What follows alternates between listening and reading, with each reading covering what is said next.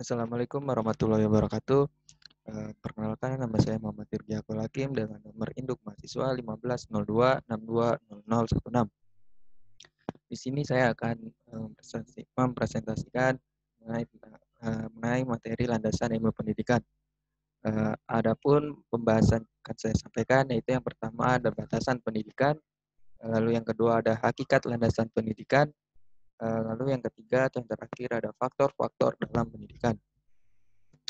Eh, Masuk yang pertama yaitu mengenai batasan pendidikan. Pendidikan merupakan suatu unsur terpenting dalam suatu negara yang harus diperhatikan. Sistem pendidikan yang tepat maka akan membawa kemajuan bagi suatu negara dan begitupun sebaliknya. Jika suatu negara tidak memperhatikan sistem pendidikannya dengan tepat, maka kemajuan negara tersebut sangat dipertaruhkan. Kehidupan berbangsa dan bernegara Indonesia mengalami suatu perubahan dan perkembangan yang sangat besar, terutama berkaitan dengan kondisi pendidikan kewarganegaraan yang tumbuh dalam diri bangsa Indonesia. Tadi batasan pendidikan dan batasan pendidikan dibedakan berdasarkan fungsinya. Yang pertama, pendidikan sebagai proses transformasi budaya. Pendidikan diartikan sebagai kegiatan pewarisan budaya dari satu generasi ke generasi yang lain. Yang kedua, pendidikan sebagai proses pembentukan pribadi.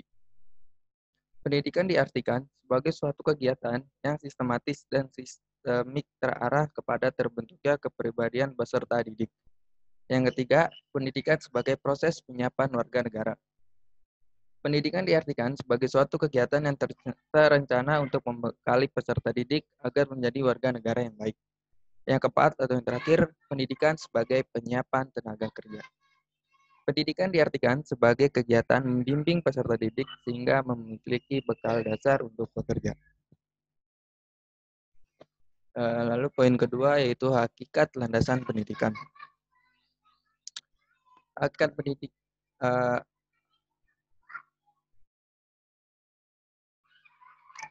Hakikat pendidikan merupakan suatu tinjauan yang menyeluruh dari segi kehidupan manusia yang memperlihatkan konsep-konsep pendidikan.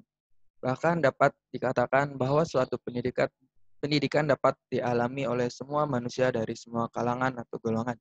Itu artinya pendidikan eh, dapat dapat diarahkan terhadap dari kecil maupun hingga kelak dewasa.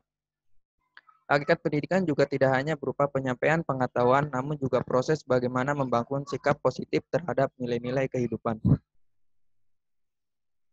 Lanjut, yaitu landasan pendidikan.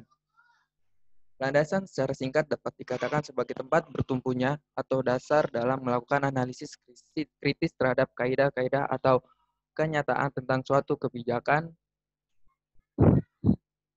Sedangkan arti dari pendidikan adalah semua komponen yang ada di dalam pendidikan, baik itu lingkungan, masyarakat, maupun sumber daya, dapat bekerja sama dalam menggapai tujuan pendidikan.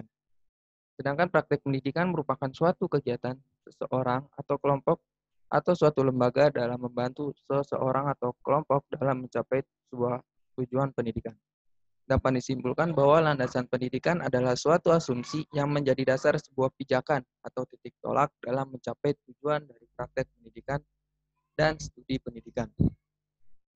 Dalam landasan pendidikan terdapat macam-macamnya, yaitu yang pertama adalah landasan filosofis.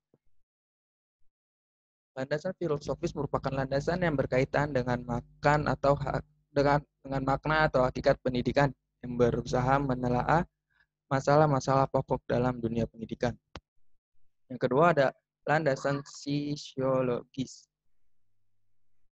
Proses pendidikan menunjukkan siapa yang menjadi pendidik dan siapa yang menjadi peserta didik secara permanen. Dikarenakan keduanya dapat saling berubah fungsi. Lalu yang ketiga ada landasan kultural. Peristiwa pendidikan merupakan bagian dari peristiwa budaya. Hal tersebut dikarenakan pendidikan dan kebudayaan saling mempunyai hubungan timbal balik di antara keduanya. Kebudayaan dapat dilestarikan serta dikembangkan dengan cara mewariskannya dari generasi ke generasi berikutnya melalui pendidikan. Lalu yang keempat ada landasan psikologis. Landasan psikologis adalah suatu landasan yang penting dalam bidang pendidikan. Pada landasan ini memiliki tujuan kepada pemahaman manusia, khususnya berkenaan dengan proses belajar manusia. Oleh karena itu, pendidikan selalu melibatkan aspek kejiwaan manusia. Lalu poin ketiga atau poin terakhir yaitu faktor-faktor dalam pendidikan. Faktor merupakan suatu hal atau keadaan atau peristiwa yang ikut menyebabkan atau yang ikut mempengaruhi terjadinya sesuatu. Sedangkan dalam pendidikan sesuai Undang-Undang Nomor 20 Tahun 2003 dijelaskan bahwa pendidikan adalah usaha sadar dan terencana untuk mewujudkan suasana belajar dan proses pembelajaran agar peserta didik secara aktif mengembangkan potensi dirinya untuk memiliki kegiatan spiritual keagamaan, pengendalian diri, kepribadian, kecerdasan, akhlak mulia, serta keterampilan yang diperlukan dirinya, masyarakat, bangsa, dan negara. Dapat disimpulkan bahwa faktor atau komponen pendidikan adalah suatu bagian dari sistem proses pendidikan yang menentukan berhasil dan tidaknya ada dan tidaknya proses pendidikan. Dalam komponen-komponen dalam pendidikan, yaitu yang pertama ada tujuan pendidikan, kedua ada peserta didik, yang ketiga pendidik, yang keempat isi materi, yang kelima lingkungan pendidikan. Yang pertama yaitu tujuan pendidikan. Pendidikan merupakan proses yang berkelanjutan dan tidak pernah berakhir atau disebut dengan never ending process. Sehingga dari pendidikan dapat menghasilkan kualitas yang berkesinambungan yang ditunjukkan pada perwujudan sosok manusia pada masa depan dan berakar pada nilai-nilai budaya bangsa serta Pancasila. Pada pendidikan memiliki fungsi dan tujuan yang tercantum pada Undang-Undang Nomor 20 Tahun 2003 tentang Sistem Pendidikan Nasional. Di dalam undang-undang tersebut memuat semua hal yang bersangkutan dalam pelaksanaan pendidikan, jenis-jenis pendidikan, jenjang pendidikan, standar pendidikan, dan lain sebagainya. Dengan demikian, arah pendidikan Indonesia sudah ditentukan dengan sedemikian rupa. Menurut Muhammad Arifin, tujuan pendidikan juga dilihat menurut tugas dan fungsi dari manusia secara filosofis yang dapat dibedakan menjadi tiga, yaitu yang pertama ada tujuan individual, tujuan sosial, lalu yang terakhir ada tujuan profesional. Tiga tujuan pendidikan di atas harus dicapai secara integral agar mampu menjadikan manusia yang paripurna sehingga akan mampu dan siap dalam menghadapi segala perubahan-perubahan yang akan datang sesuai dengan perkembangan ilmu pengetahuan dan teknologi. Lalu masuk ke poin kedua yaitu peserta didik. Istilah peserta didik dapat digunakan berdasarkan pandangan bahwa manusia yang dididik adalah manusia yang berkepribadian. Peserta didik merupakan salah satu faktor atau komponen di dalam berlangsungnya pendidikan. Ada beberapa prinsip dasar yang harus dimiliki bagi peserta didik. Yang pertama yaitu memiliki sifat individualitas. Yang kedua, pertumbuhan sifat individualitas dapat menentukan kreativitas individu bagi peserta didik tersebut. Yang ketiga, memiliki keserasian antara jasmani dan rohani. Yang keempat, hubungan yang baik antara individu dan masyarakat. Yang kelima, peranan dari intelek dan intuisi. Yang keenam, tata kehidupan sosial yang bersifat responsif terhadap kekuatan material dan budaya. Yang terakhir, memiliki pandangan yang kreatif terhadap pendidikan. Yang ketiga, poin ketiga, kita masuk ke pendidik. Pendidik adalah orang yang mempunyai tanggung jawab dalam berlangsungnya pendidikan. Pendidik atau biasa disebut dengan guru termasuk dalam salah satu komponen yang memungkinkan terjadinya sebuah proses pendidikan atau terlaksananya proses pendidikan. Guru adalah salah satu pilar dalam mencerdaskan anak bangsa. Di dalam sistem pembelajaran, interaksi antara pendidik dan peserta didik harus berjalan dengan baik atau efektif.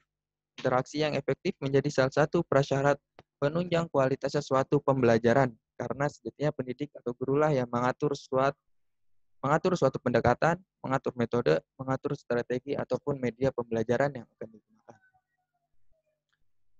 Lanjut poin keempat yaitu isi dari pendidikan. Berdasarkan tujuan pendidikan yang ingin dicapai, materi pendidikan harus ditetapkan dengan relevan. Guru harus dapat menafsirkan dengan tepat mengenai jenis dan fungsi tujuan yang akan dicapainya dengan jelas. Faktor-faktor yang dapat mempengaruhi keberhasilan dari seorang guru dalam mentransfer ilmunya kepada peserta didik, salah satunya adalah ketepatan seorang guru dalam memilih metode dan media dalam pembelajarannya. Poin kelima atau poin terakhir yaitu lingkungan pendidikan. Lingkungan pendidikan mencakup dalam segala hal material dan stimuli baik di dalam maupun di luar diri individu, baik itu yang bersifat fisiologis, psikologis maupun sosiokultural. Sebelum saya tutup, mungkin ini ada quotes yang bertanyalah karena kau ingin mengerti, bukan bertanya karena kamu ingin menemukan kesalahan. Ali bin Abi Thalib. Oke, mungkin itu saja yang dapat saya sampaikan mengenai materi landasan ilmu pendidikan, mengenai batasan pendidikan, hakikat pendidikan, serta faktor-faktor yang terdapat dalam pendidikan itu sendiri. Kurang lebihnya mohon maaf. Wabillahi taufiq wal hidayah. Wassalamualaikum warahmatullahi wabarakatuh.